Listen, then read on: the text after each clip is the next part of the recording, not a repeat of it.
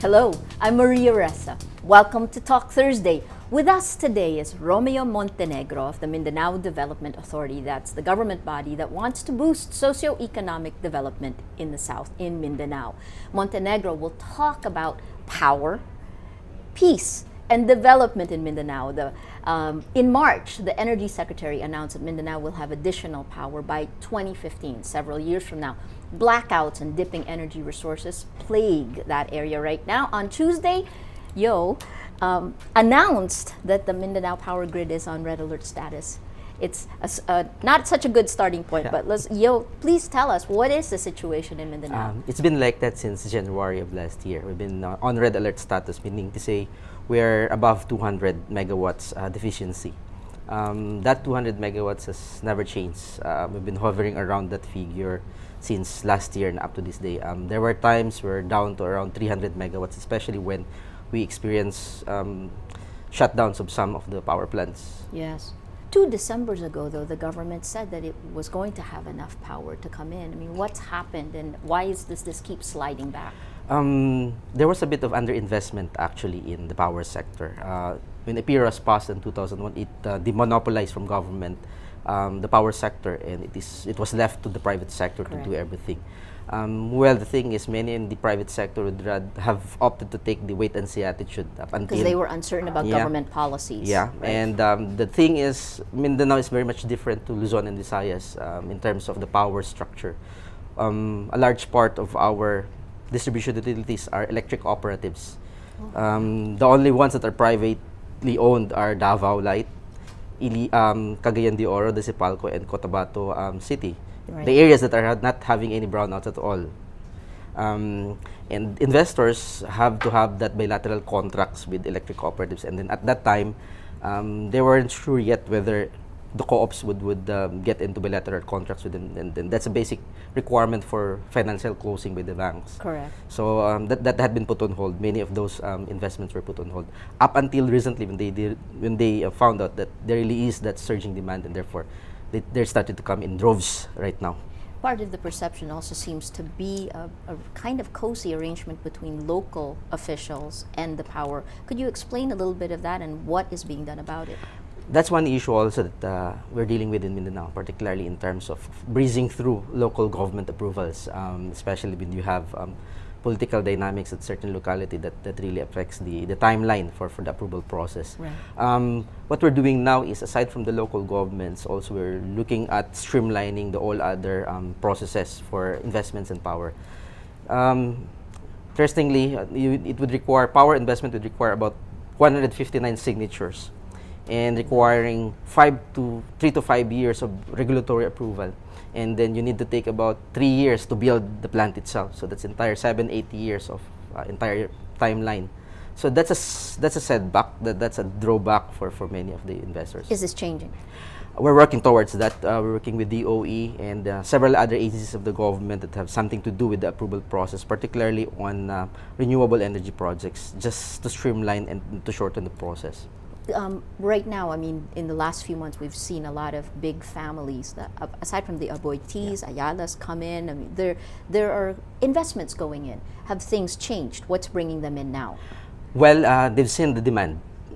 Even with the Agus Pulangi complex delivering 50% of Mindanao's power requirement, which is cheaper, hydro is only about 2.96 pesos per kilowatt hour. And there's a lot of hydropower. And there's a lot of hydropower, but at the end of the day, they still find the viability of coming in with coal at 5 pesos per kilowatt hour. Diesel, in fact, are being also explored, particularly by many electric cooperatives who wanted to put up their own embedded generators. So we're seeing actually many investments coming in, and the thing is, this will take us to the next 2 years. So that's why we're looking at the light at the end of the tunnel by 2015, 2016, where we have comfortable level of power supply in Mindanao. Well, so far, the Philippines, we know this, has one of the highest energy prices in the region, in the world. In the world. And largely because we went through this phase where we said, let the private sector move in, let the market decide. Even EPIRA is based on that. And yet, the market didn't decide. EPIRA has high prices because there's a shortage. What are we going to do in this interim period? Is that being changed? Is it being addressed? Right now, we're just focusing on generating the capacities that we wanted to have to address the brownouts. Our next step actually form part of our long-term processes, which is the policy. Unfortunately, when you talk about policy change right now, people don't understand because that will not translate to reducing the number of brownouts at this particular point in time. But certainly, inevitably, that's part of our agenda to look at certain provisions in the PIRA that need to be modified or need to be addressed, just so IPIRA could be attuned to the realities of the time because it was implemented 10 years ago. You used to work with OPAP. So you worked from peace and moving now towards development. That's a good pace of progress. What is your outlook for the region? So we have a power shortage, but what about peace, security? How is Mindanao doing in this? Well, over the last recent years, especially with the bright prospects for the peace agreement between the government and the Moro Islamic Liberation Front, especially capped by the signing last year of the Bangsamoro framework, that actually provided the impetus for Mindanao to really take off. In fact, a month after the signing of the peace agreement on Bangsamoro framework, we did a investment mission in Kuala Lumpur where we drew around 22 billion worth of investments workable within the next 2 to 3 years in Mindanao, particularly investments in oil palm and agribusiness industries such as entry of Mindanao bananas to Malaysia and some other food products. The prospects actually are there. I mean, for instance, last year, Mr. John Chambers, the managing director of Standard & Poor's, who was, we understand, is responsible for downgrading U.S. couple of notches in 2010. We're waiting for an investment upgrade. Visited Mindanao last year because he wanted to validate for himself whether or not what he had been reading are actually the correct picture of Mindanao. Correct. So it surprised him that Mindanao is not as bad as it was portrayed. But we also know that there's kind of, it's not a bubble, but after the peace agreement is signed, there's going to be euphoria for it. So you could say that's still part of it. Are you seeing change in the ground? I mean, is peace there? Well, that's relative. Okay. we can put that into context. Correct, yes. But in terms of improvement in this situation, certainly. Many of the private investors would, for a long time, also on a wait-and-see attitude towards Mindanao are very much encouraged now with the prospects of the peace moving forward. In fact, we would assume the credit ratings agencies have factored in the peace prospects in Mindanao into their decision for an upgrade. Fantastic. Several questions coming in now. This is from @POV_Manila. What has Pinoy, President Aquino, done in the last 3 years to alleviate the Mindanao electricity crisis? The power situation actually in Mindanao is a recurring problem since, as far as I can remember, since early 2005, 2008, and then 2010.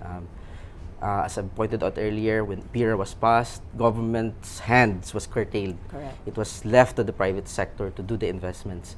What has been done is that starting from the time of Secretary Almendras, efforts were made sure to get more private sector to invest in Mindanao. That's why Aboitiz came in 3 years ago. Yes. And they're starting their constructing now the 300 megawatts in Davao and Davao del Sur boundary.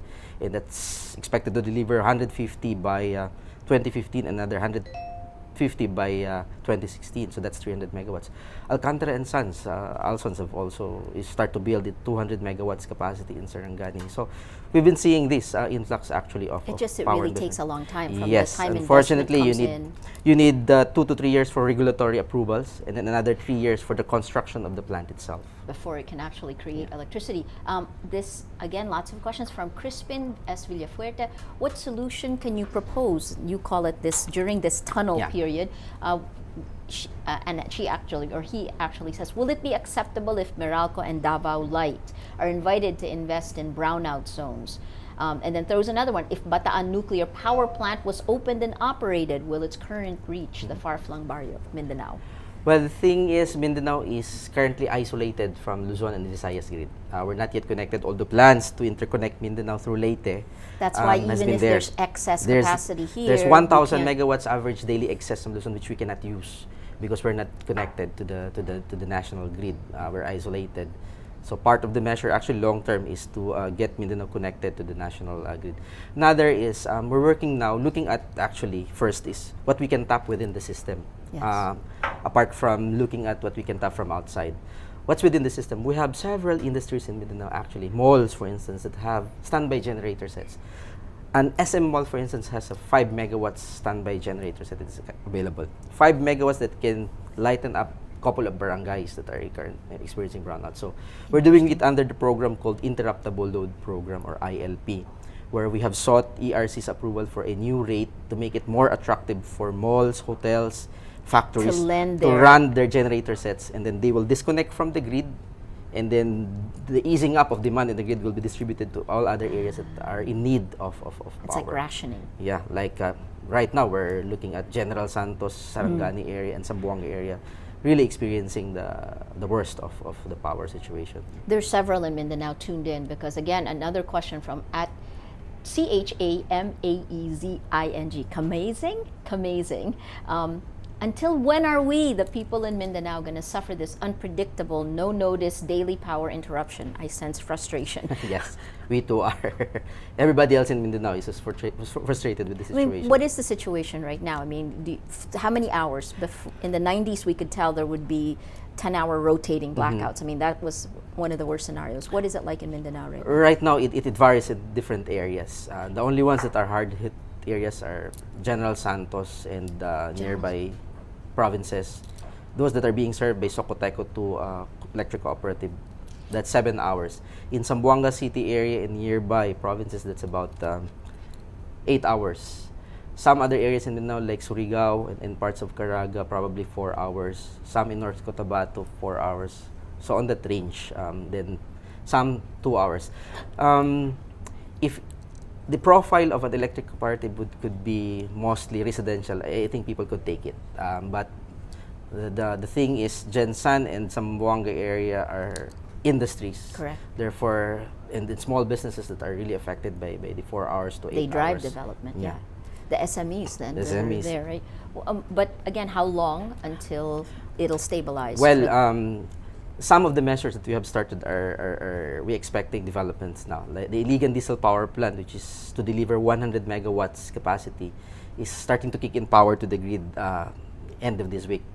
Yes. They can initially fire up 15 megawatts and then another 20 to 30 megawatts by next month, then 50 megawatts by June, and then by July, August, that's the entire 98 to 100 megawatts capacity available. That will address the 200 to 250 shortfall that we now experience in Mindanao. Another one is the modular generator sets that are being proposed by the Department of Energy. The details of this is being worked out now by NEA, the electric cooperatives, and the potential suppliers of these modular generator sets. But this, the option that we're looking at are actually rental option for many of the co-ops. And that'll be quite expensive, right? Because they will use this just for the next 2 years, that tunnel period. Yes. By 2015, when new capacities would come in, then they will no longer be needing those modular generators. So really, to answer the residents in Mindanao, they really won't see an end till 2015. But it'll ease up. It will ease up.